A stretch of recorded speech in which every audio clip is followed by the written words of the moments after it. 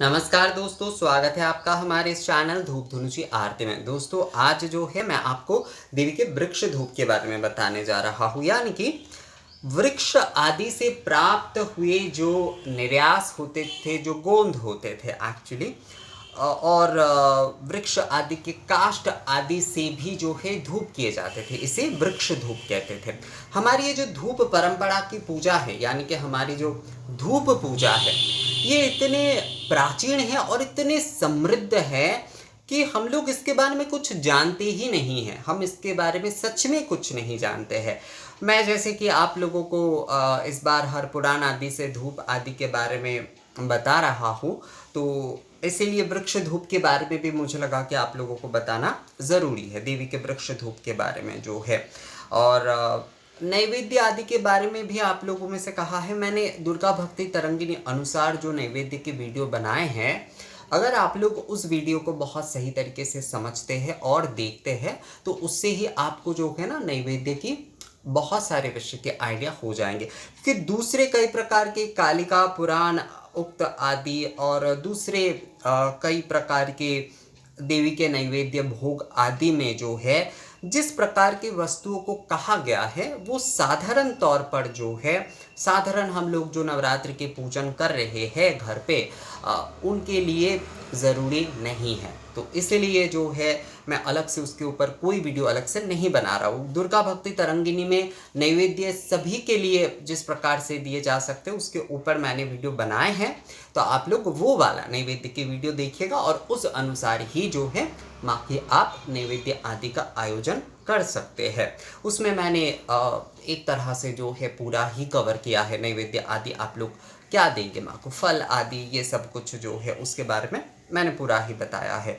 बहुत सारे लोग मुझे कालिका पुराण उक्त और दूसरे आदि पुराण उक्त के बारे में और तंत्र आदि में भी जो है इसके वर्णन के बारे में लोगों ने कहा है, पर देखिए उसमें ऐसे कुछ वस्तुओं की चढ़ाने के बारे में कहा गया है, वो सारे जो है साधारण पूजकों के लिए नहीं है। तो इसीलिए मैं उसके ऊपर नहीं बना रहा हूँ। धूप के ऊपर बहुत सारे आप लोगों का रिक्वेस्ट है कि दादा धूप के ऊपर आप ज़्यादा से ज़्यादा वीडियो दीजिए, देवी पूजा के धूप के ऊपर। तो आज देवी पूजा के वृक्ष धूप के ऊपर जो है हमारे प्राचीन परंपरा में ये जो धूप नैवेद्यम आदि दिए जाते थे, माता को जो है धूप निवेदन किए जाते थे, उनके धूप अनुवासन, धूप आरती आदि किए जाते थे।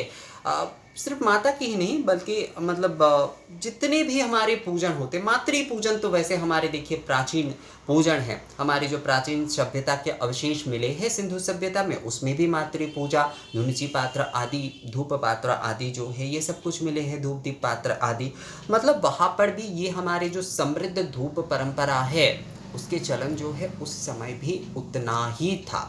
तो प्राचीन हमारे जो पूजा पद्धति, प्राचीन तंत्र अनुसार हमारी जो धूप परंपरा है, उसमें वनस्पति रस समृद्ध जो ये धूप आदि है, धूप का मतलब यहाँ पर धुनुची दो, धूप का मतलब कोई धूप बत्ती या अगरबत्ती आदि या फिर और किसी भी प्रकार के विषय नहीं है। जो धूपाग्नि से जो है प्रज्वलित किए जा रहे हैं हमारे धुनुची पात्र में, यानी कि धूपची पात्र में धूप प्रज्वलन की जो प्रक्रिया है, उस प्रकार से जो है जो धूप प्रज्वलन किए जा रहे हैं, वही धूप जो है असल में देवताओं के धूप है, सुर धूप कहा जाता है। इसलिए जो है तो वृक्ष आदि के निर्यास से, वृक्ष आदि के पत्र से, वृक्ष आदि के काष्ठ आदि से जो है, वृक्ष आदि के काष्ठ आदि से जो है जो धूप दिए जाते हैं, उसे वृक्ष धूप कहते हैं। तो देवी के वृक्ष धूप में श्री चंदन, सरल, साल, कृष्णा, अगरु, ये मैंने कालिका पुराण उक्त जो धूप के बारे में आप लोगों को बताया है, उसमें आप में से इसमें से कई सारे मैंने ऑलरेडी आप लोगों को बता दिया है। श्री चंदन, सरल, गुग्गुल, साल, कृष्णा, अगरु, अगरु, उदय, सुरत, स्कंदी, रक्त विद्रुमा, पीतशाल, सुरधूप, यानी कि धुना जो है इसके बारे में कहा गया है। परिमल, विमर्दी, काशन, नमेरु, देवदारु, विल्य शाखा, ये जो आप लोगों में से कई लोग मुझे बोलते हैं ना कि दादा बेल की धूप जो है हम कर सकते हैं, यानी कि यहाँ पर देखिए वृक्ष धूप में विल्य शाखा धूप के बारे में कहा गया है। यानी कि विल्य शाखा, बेल काष्ठ जो है वो छोटे छोटे टुकड़ों में करके जब आप धुनुची धूप प्रज्वलन कर रहे हैं, छिलके आदि के साथ जो है राल गुग्गुल आदि, तो उसमें आप घी से मिलाकर ये विल्ल शाखा आदि का प्रयोग कर सकते हैं।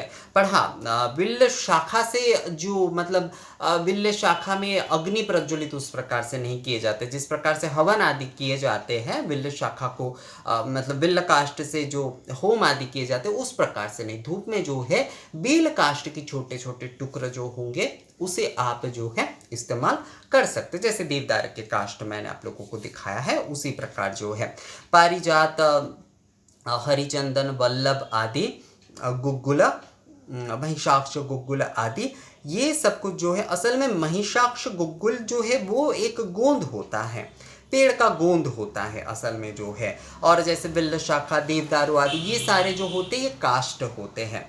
तो देखिए धूप परंपरा हमारे कितने जो है मतलब कितने विस्तार के परंपरा है, कितने समृद्ध परंपरा है। और हमारे प्राचीन समय में ये जो धूप आरती आदि, अब धूप पूजा आदि के ये परंपरा थे, धूप पूजा आदि ये जो है ये एक बहुत एक ज़रूरी विषय था जो कि आज समय के साथ साथ हम संपूर्णता से इसे लुप्त कर रहे हैं। हमारे आलसीपन के कारण जो है, हमारे परिश्रम ना करने के कारण जो है, हम इन सारे धूप परंपरा, हमारे इन समृद्ध परंपरा, हमारे इस पूजा पद्धति को हम पूर्णतः लुप्त कर रहे हैं। हमारे आने वाली पीढ़ी को शायद इसके बारे में कुछ पता ही नहीं चलेगा कि धूप परंपरा, धूप पूजा की ये परंपरा इतनी समृद्ध परंपरा है।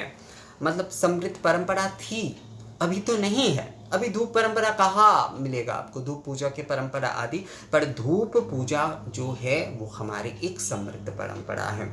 वृक्ष धूप, इतने सारी धूप आदि, वृक्ष धूप है, यहाँ पर निर्यास धूप है, यहाँ पर जो है जो कर्पूर धूप के अलग अलग प्रकार कहे गए हैं। तो इतने सारे पुष्प धूप आदि जो है, पुष्प का मतलब जैसे कमल के जो पुष्प आदि है, तो ये सारी इतने सारे धूप के परंपरा आदि तभी आ सकते हैं जब वो एक समृद्ध पूजा परंपरा हो। तो वृक्ष धूप के बारे में, देवी के वृक्ष धूप के बारे में आपको देखिए, ये सारे जो भी सारे वृक्ष आदि है उसके सारे धूप आदि आपको मिलेंगे ऐसा बिल्कुल नहीं है। इसमें से तो बहुत सारे पेड़ पौधे के बारे में मुझे खुद भी नहीं पता है। पर वनस्पति के ये जो हमारी धूप परंपरा पद्धति इतने समृद्ध थे, देवी पूजा में इसके उल्लेख है।